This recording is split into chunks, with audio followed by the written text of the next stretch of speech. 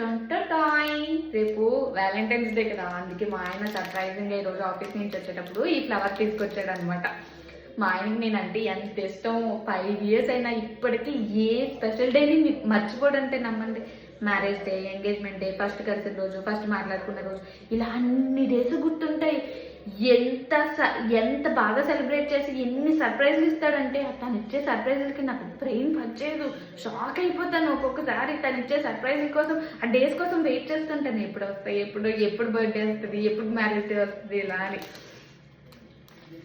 కానీ ఈ ఫ్లవరు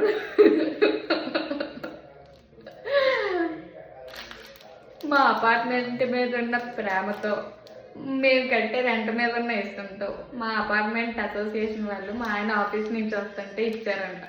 అది పట్టుకుని డోర్ ముందు నుంచుంటే నా కోసమే తెచ్చాడు అనుకుని నేనే ఫీల్ అయిపోయి, నేనే డిసప్పాయింట్ అయిపోయి